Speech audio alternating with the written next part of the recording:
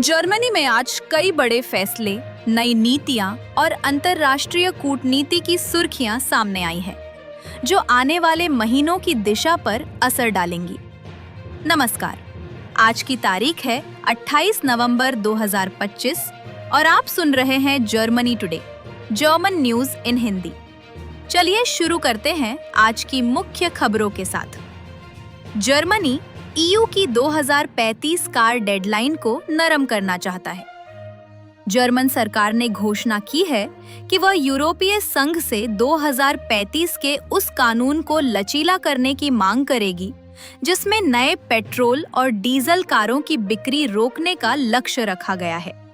सरकार का मानना है कि यह डेडलाइन देश की ऑटो इंडस्ट्री, प्रतिस्पर्धा और लाखों नौकरियों के लिए चुनौती बन सकती है। यह बयान आने वाले महीनों में ईयू के अंदर एक बड़ी नीति बहस को जन्म देगा। कम आय वालों के लिए 3 बिलियन यूरो की नई ईवी स्कीम सरकार ने एक नई योजना को मंजूरी दी है, जिसकी कीमत लगभग 3 बिलियन यूरो है। इस स्कीम का लक्ष्य इलेक्ट्रिक कारों को कम आय वाले परिवारों के लिए और सुलभ बनाना है। इस पैकेज में सीधी सब्सिडी, खरीद सहायता और किफायती वित्तीय योजनाएं शामिल होंगी। सरकार का कहना है कि यह जर्मनी की हरी ऊर्जा परिवर्तन प्रक्रिया को तेज करेगा। अक्टूबर 2025 में रोजगार स्थिति लगभग स्थिर। जर्मन फेडरल स्टैटिस्टिकल ऑफिस ने बताया कि अक्टूबर में रोजगार के आंकड़ों में कोई बड़ा बदलाव नहीं हुआ। नई नौकरियों में भी खास बढ़ोतरी या गिरावट नहीं देखी गई। यह स्थिति दिखाती है कि अर्थव्यवस्था एक स्थिर लेकिन धीमी गति पर चल रही है।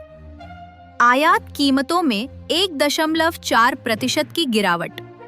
इसी के साथ आयात मूल्य सूचकांक के आंकड़े जारी हुए, जिनमें अक्टूबर 2024 की तुलना में 1.4% की कमी दर्ज की गई।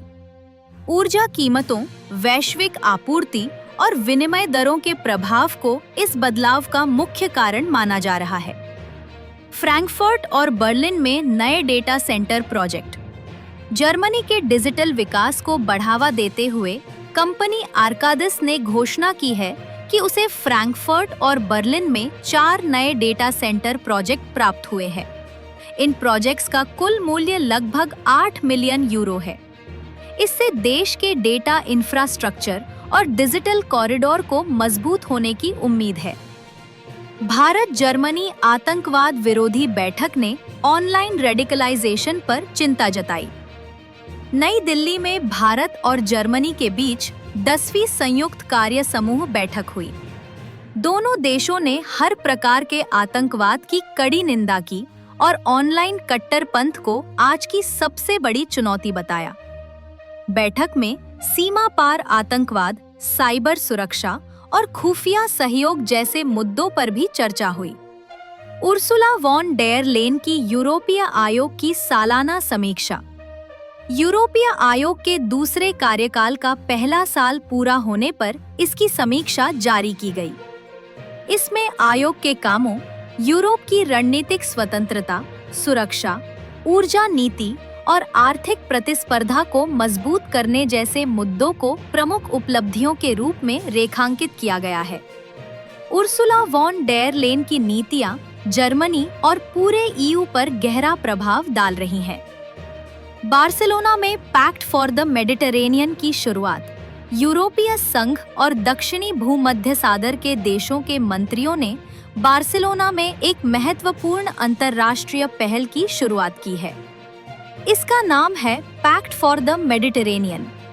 इस समझौते का लक्ष्य सुरक्षा, स्थिरता और आर्थिक सांस्कृतिक सहयोग को बढ़ाना है।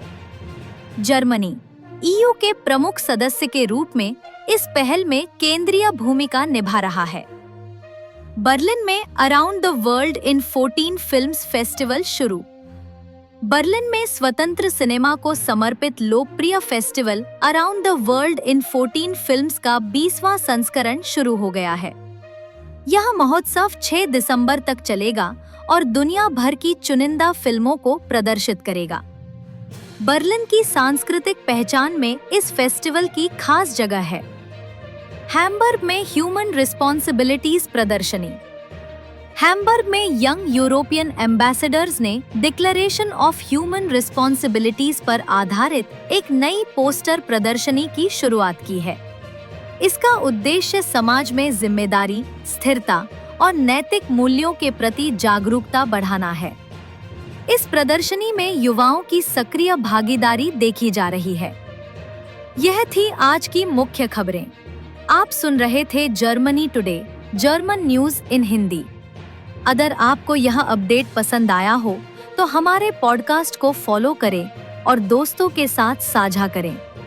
फिर मुलाकात होगी अगले एपिसोड में।